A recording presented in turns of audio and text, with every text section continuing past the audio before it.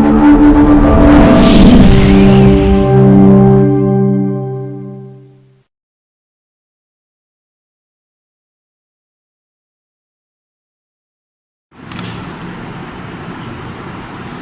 वालेकुम क्लास, कैसे हैं आप लोग। आज हम चैप्टर नंबर 11 स्टार्ट करते हैं जिसका नाम है होम्योस्टैसिस। ठीक है, इस चैप्टर में जस्ट अब आज इंट्रोडक्शन ही करेंगे, जस्ट स्पेसिफिक इंपॉर्टेंट टर्म्स हैं जो सीखेंगे। तो चैप्टर का नाम है होम्योस्टैसिस। तो हम सबसे पहले देखेंगे होम्योस्टैसिस होता क्या है। होम्यो मीन सेम, ठीक है, होम्यो मीन सेम, दो वर्ड से निकला है होम्योस्टैसिस। ठीक है, तो अब होम्योस्टैसिस में सेम कंडीशंस, तो हम देखते हैं कि होम्योस्टैसिस है क्या। हमारे ऑर्गेनिजम्स हैं, लिविंग ऑर्गेनिजम्स हैं, ह्यूमन बॉडी है, इनके अंदर डिफरेंट बॉडी कंडीशंस होती हैं।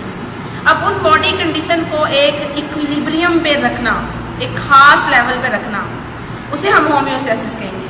कैसे एग्जाम्पल दूंगी, लेकिन उससे पहले ये देखें कि हमारा जो इन्वायरमेंट है कॉन्स्टेंटली चेंज हो रहा होता है।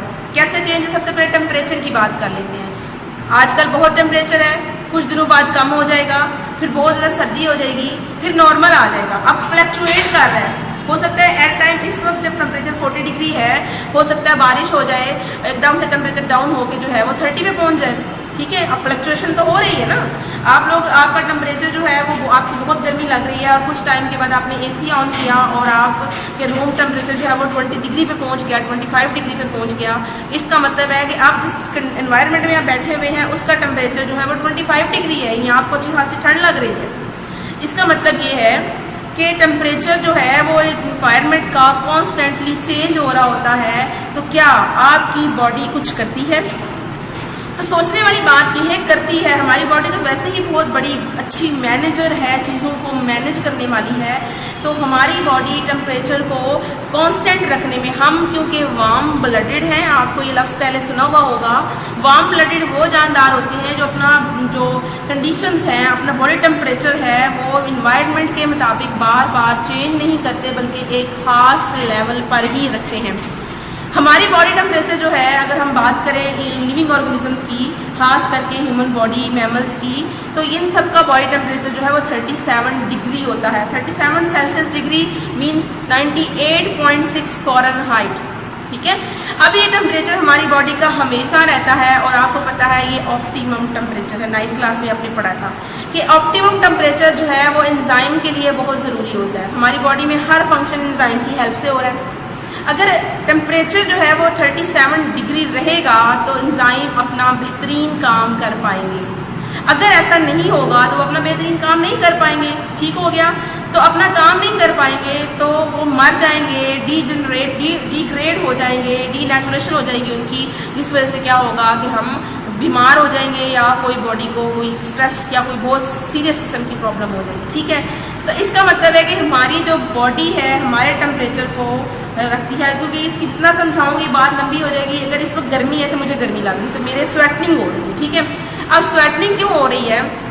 क्योंकि टेम्परेचर ज़्यादा है।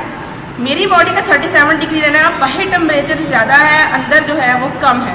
अब अंदर, बाहर का टेम्परेचर मेरे अंदर आने की कोशिश कर रहा है। ठीक है, अब वो अंदर आता है तो टेम्परेचर 37 से ज़्यादा हो सकता है, लेकिन बॉडी क्या करती है, ब्रेन को पैगाम देती है कि तेज़ी से स्वेट ग्लैंड को एक्टिवेट कर दो।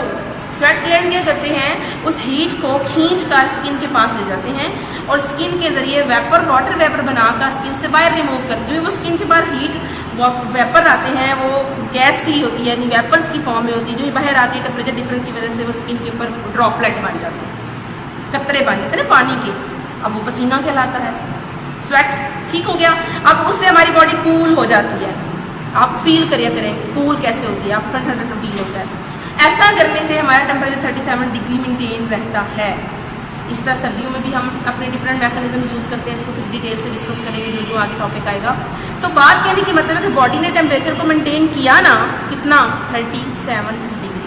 ठीक हो गया, तो अब ये कंडीशन, इसी तरह हमारी बॉडी के अंदर जो ग्लूकोज का लेवल होता है ब्लड के अंदर, वो क्या होता है, वो लेवल जो है वो 1 ग्राम 1 लीटर। अगर 1 लीटर ब्लड है तो उसके अंदर ग्लूकोज 1 ग्राम होना चाहिए। इससे ज़्यादा होगा ब्लड गाढ़ा हो जाएगा। अगर 5 लीटर ब्लड है तो 5 लीटर में 5 ग्राम साल्ट यानी ग्लूकोज होना चाहिए। इससे ज़्यादा हुआ तो ब्लड गाढ़ा हो जाएगा। लेकिन होता है, हम खाना खाते रहते हैं, हर टाइम कुछ ना कुछ खा रहे होते हैं। अब ग्लूकोज बढ़ता जा रहा है हमारे ब्लड के अंदर, लेकिन हमारी बॉडी उस एक्स्ट्रा ग्लूकोज को खींचती है, उठाती है और जाके डिफरेंट ऑर्गन में डिपॉजिट कर देती है। बॉडी में कितना रहा, अब आगे जाके इसी चैप्टर में पढ़ेंगे किस तरह से हमारी बॉडी में, इस चैप्टर में नहीं पढ़ेंगे हम लोग, एंडोक्राइन वाले चैप्टर में पढ़ेंगे, कोऑर्डिनेशन वाले चैप्टर में किस तरह हमारे ग्लैंड इंसुलिन जैसे है, ग्लूकागोन है, कैसे ग्लूकोज को इकट्ठा कर लेती है। ठीक है, ये मैं फिर आगे बात करूँगी आपको। तो कहने का मतलब ये है कि अब ये मेंटेन हो रहा है ना 1 ग्राम 1 लीटर, तो क्या हो रहा है, इसको इसी तरह से बॉडी के अंदर जितनी भी कंडीशन है, pH है और बॉडी के अंदर साल्ट कंसनट्रेशन है, हर कंसनट्रेशन को एक ख़ास लेवल पर मैनेज करती है बॉडी, और इस मैनेज करने को एक कांस्टेंट लेवल पे रखने को ही हम होम्योस्टैसिस कहते हैं। देखिए मैं यहाँ डेफिनेशन लिखी है आपकी बुक में भी, पहले चैप्टर के उसी चैप्टर नंबर 11 के पहले पेज पर ही डेफिनेशन दी हुई है, मैंने भी लिखी हुई है, आप यहाँ से देख के भी लिख लें कि maintenance of internal condition of body and body की जो इंटरनल कंडीशन है ना उनको मेंटेन करना, कहाँ पे, इक्विलिब्रियम, एक तवाजुन में, एक खास तवाजुन क्या था, टेम्परेचर 37 पे रहेगा, 37 पे ही रहेगा। ग्लूकोज जो है वो 1 ग्राम पे ही रहेगा, तो 1 ग्राम ही उसका तवाजुन है।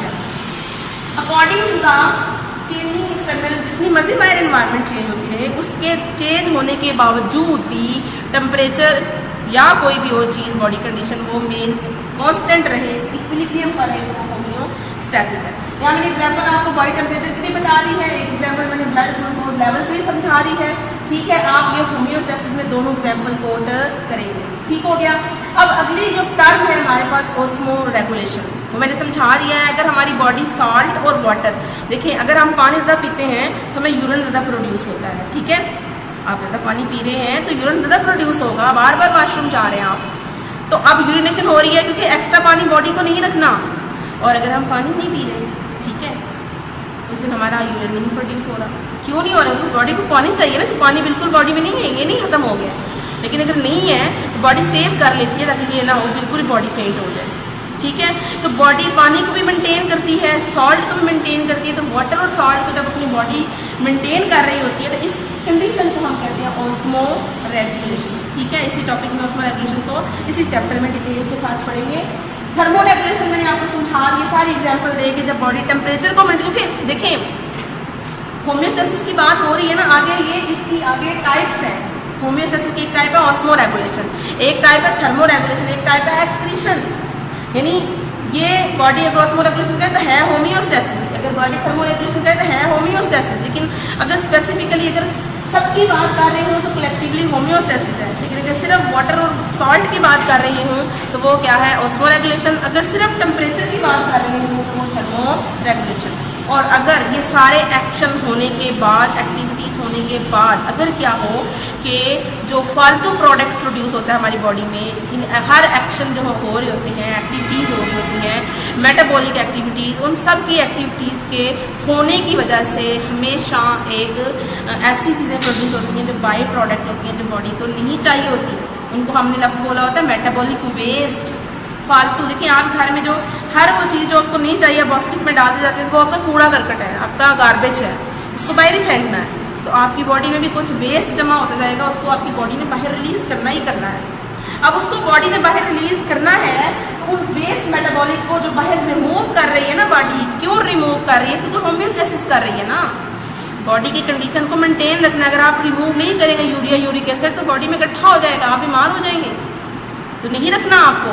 अगर आपको पता हो तो जब आपको नॉर्मल पता है कि जब हमें यूरिनेशन होती है, अगर यूरिया प्रोड्यूस होता है, अगर जो आप लोग वॉशरूम करते हैं, सारा जो वेस्ट आपका रिलीज़ हो रहा है, आपको सुकून मिलता है। क्यों कहा है अल्लाह ताला ने, जब तुम लोग वॉशरूम से निकलो तो पढ़ा करो अल्हम्दुलिल्लाह पानी, कि तुमने मुझे इस गंदगी से निजात दिलाई है।